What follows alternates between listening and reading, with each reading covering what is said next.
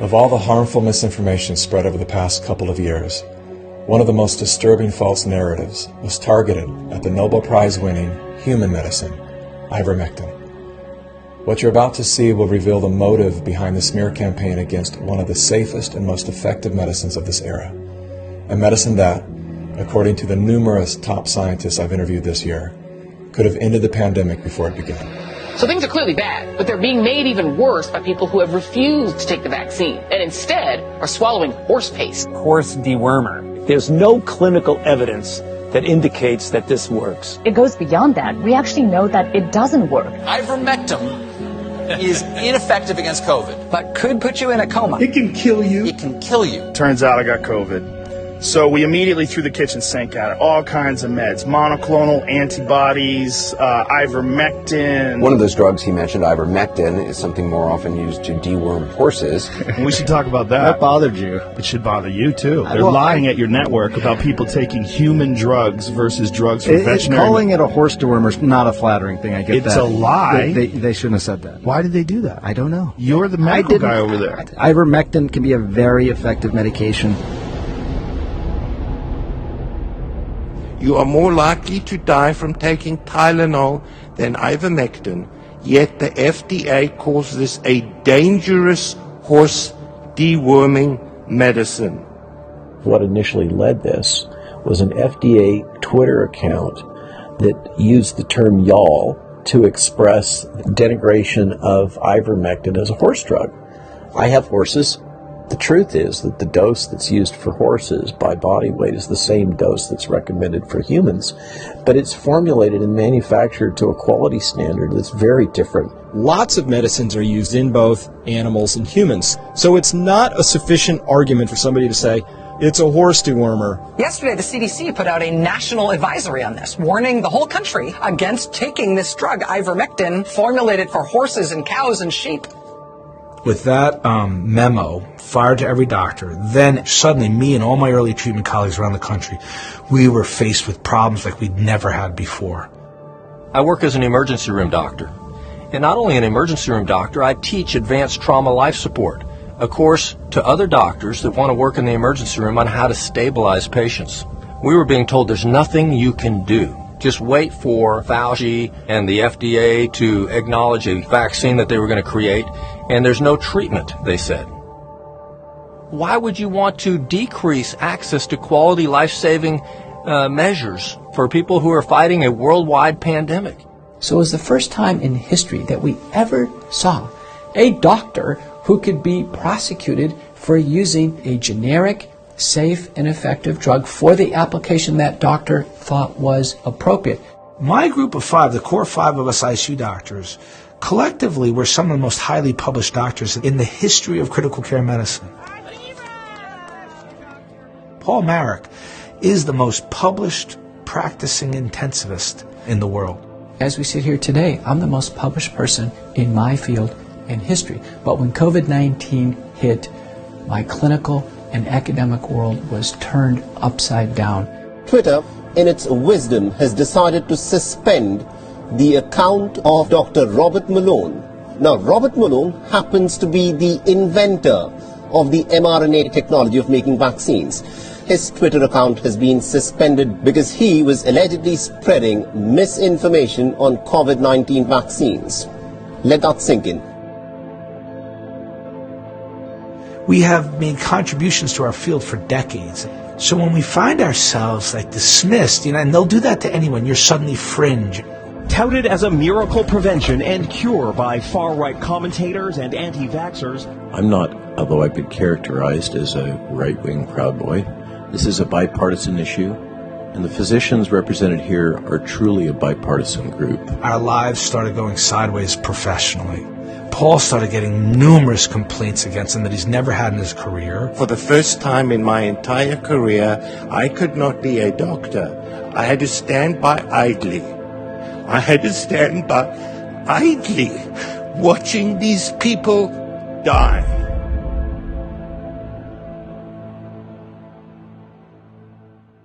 from the FDA, Emergency Use Authorization of Medical Products and Related Authorities. For the FDA to issue an emergency use authorization, there must be no adequate, approved, and available alternative to the candidate product for diagnosing, preventing, or treating the disease or condition. If ivermectin were an effective treatment, the vaccines never would have gotten emergency use authorization in the U.S.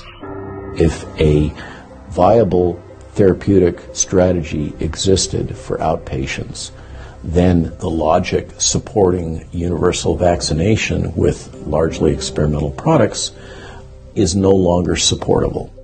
The war on ivermectin is waged by very powerful forces with a lot of money. I mean, public health was built on an obsessive global vaccination policy, which ivermectin would have threatened. We've got Pfizer's third quarter earnings. Revenue, they're projecting to be $98 to $102 billion. Pfizer, BioNTech, and Moderna. Do you know how much profit they made from these shots? $1,000 every second from Wuhan virus vaccines.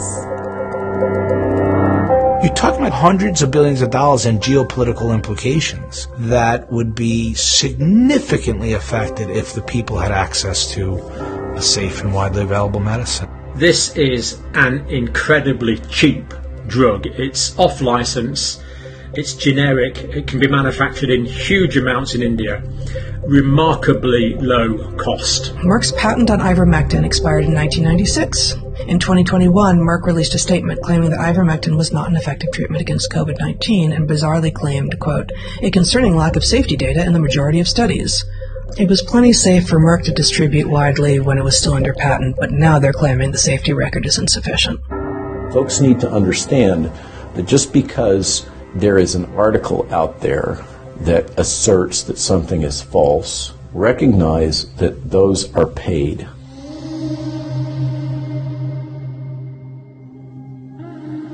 Every major media outlet in the United States shares at least one board member with at least one drug company.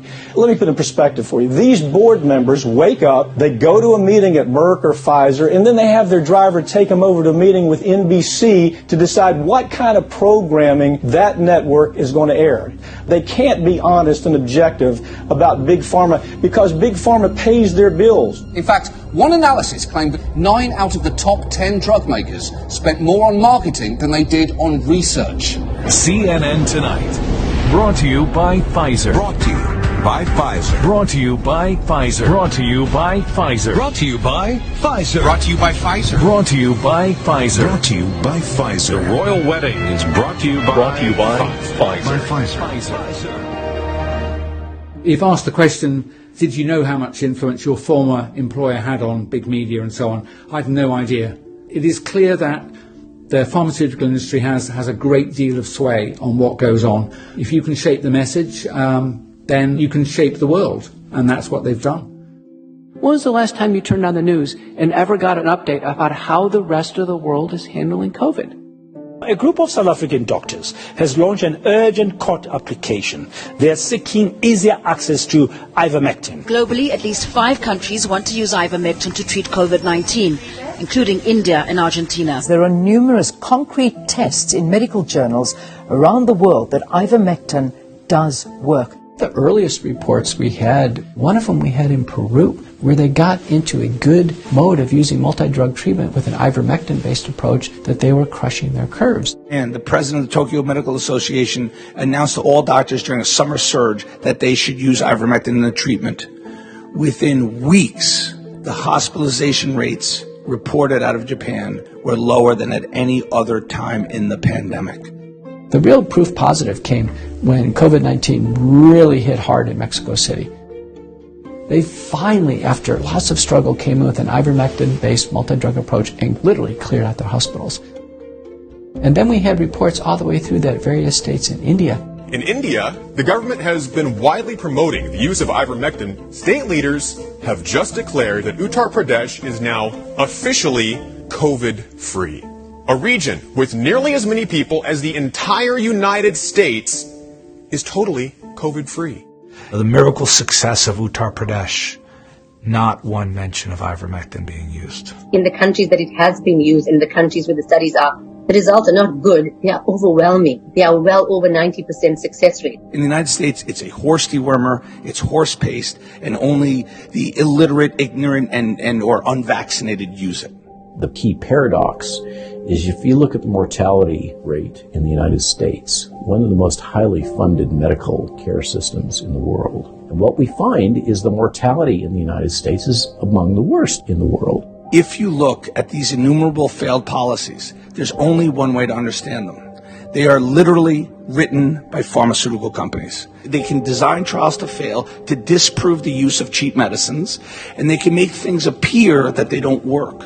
I sit as a non-voting member of the active committee for drugs with NIH. I've seen the dynamics of what are going on with all those trials, most of which have failed. Unfortunately, it's eminently possible to manipulate the outcomes of a clinical study. If you want a study to fail, that's dead easy.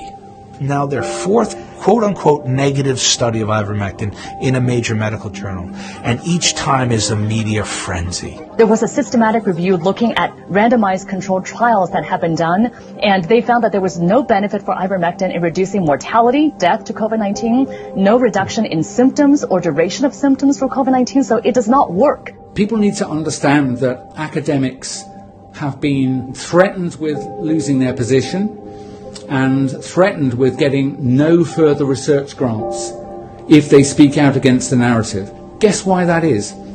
2/3 of the world's non-commercial biological research is funded by just 3 bodies. The Wellcome Trust in the UK, the NIH, and specifically the NIAID under Tony Fauci, and the Bill and Melinda Gates Foundation.